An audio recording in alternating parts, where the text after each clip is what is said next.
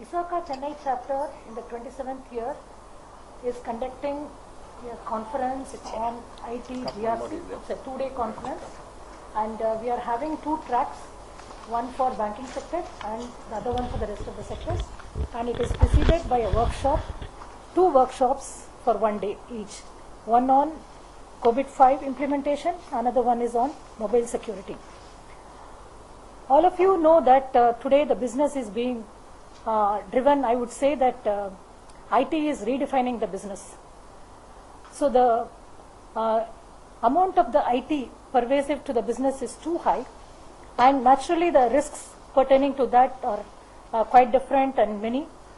And the organizations, to keep its business going, need to necessarily look after the risk pertaining to these IT and how they need to mitigate them. And the theme of the conference, what we are talking about, IT GRC, is nothing but governance, risk and compliance is a bridge between the IT operations and the management decision. And IT operations are governed by the security controls and process, and which give rise to the alerts or the information which are translated into the business information, so which help the top management and board to take appropriate decision. So that's why the importance of IT GRC is very relevant in the current context, and we wanted to bring it to the world at large to talk to them about what is this IT GRC and how they can be taken for the organizations. And we have with us Mr. Sambamurthy, who is Director IDRBT, and he can speak about the views about IT GRC. Thank you. And as Jamuna said, IT GRC is very important because governance, risk and compliance is top driven. So if your board is competent and aware of the IT risks that the security personnel put up, and they drive the culture down, the processes, technology and the necessary training for the people, then things would be in place quicker. And what happens is we need to convert the language of the security and technology personnel to a very business friendly language that the board understands when we do bottoms up. So ISACA India has done a barometer survey of various industries in the country, and the result of that is that 85% to 87% of the companies feel that information security risk is a very important risk, and there is an heightened awareness in the Indian corporate environment. And so, as Jamuna rightly said, IT GRC is going to become a very important aspect, and businesses focus on putting in people, process and technology to ensure that the governance, risk and compliance is in place. And therefore, the conference such as this, what Chennai chapter is hosting on behalf of ISACA India, is very important because it creates awareness, knowledge levels among professionals and also members from the industry. Therefore, I congratulate the people who have organized this wonderful seminar, and it's of grand success, and a lot of people have attended. There is not a seat left, and so this is very, very important step that ISACA India has taken to promote security awareness, which is very, very important in the corporate world. So first of all, I think I should compliment Chitra and Jamuna. In fact, 3 months back, I guess casually we met in a conference. They said they want to do it, but I never thought that they have such kind of wonderful organizational abilities to organize this kind of conference where very good participation and very good speakers are there. So let me compliment on behalf of IDRBT and myself and all. So this, see, in banking, it is difficult to imagine banking without IT. So IT is all pervasive. So it is difficult to imagine IT without IT security. That's how we come into the picture, banking. Second perspective is that given the fact that IT is all pervasive, it becomes a part of the corporate governance. How we look at banking is, they look at IT governance as a kind of GRC frameworks, but we look at it as a part of the corporate governance itself, which is very important in today's context and all. Third thing is, at a very strategic level, information and technology are 2 distinct disciplines. Somehow they got just mixed up, and especially in the context of banking where information is very important. both from privacy perspective as well as confidentiality perspective. And that's how we came in contact with ISACA. IDRBT, which is established by Reserve Bank of India, 2011, Mr. Avinash Kadam is there behind, and thanks to his involvement, we have signed a formal collaboration with ISACA, the international body. So the purpose is threefold. Basically, the first is to train bankers on various frameworks that they develop. Number two is IDRBT itself is developing a lot of frameworks. So we are collaborating with ISACA in development of these frameworks. Third most important thing, which is work in progress, is education of the bankers. So far as training is concerned, the latest framework they have brought about, the COBIT-5, we have already done about 5 programs along with ISACA, Mr. Avinash Kadam's help, across the length and breadth of the country. We covered almost all the banks in all the 5 centers. We did in Calcutta, we did in Delhi, we did in Mumbai, we did one in Chennai, one in Bangalore. And not merely the public sector banks, you have foreign banks, you have private sector banks, and even some of the cooperative banks. So we don't make any distinction between the banks and all that. So almost all the banks are exposed to this framework. We did about 5, that's a part of our training program. In fact, Mr. Avinash Kadam actually participates in all our COO conferences. That's so far as training is concerned. Second most important thing is, today in India, there is no body which comes out with technology standards.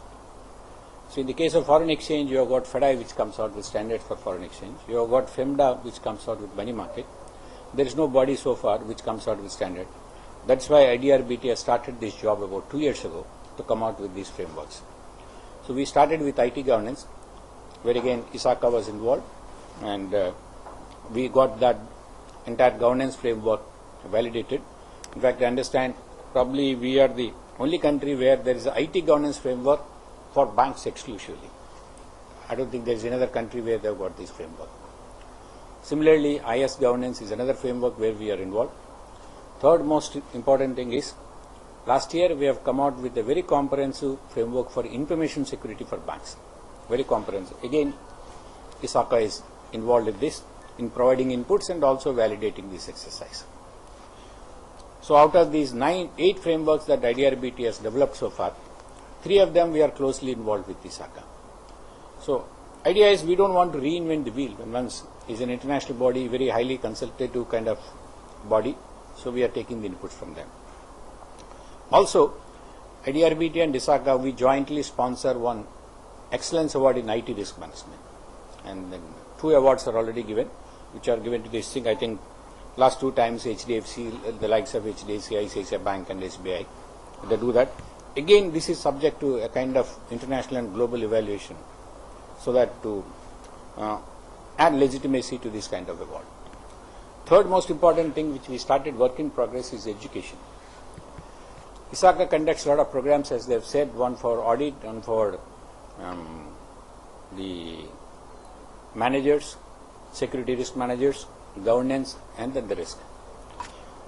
And then there is a body called in India, Indian Institute of Banking and Finance, which conducts exams for bankers like CAEB, JCAEB and all that. They also conduct some programs in IT. They started. So we want them to take to the international level.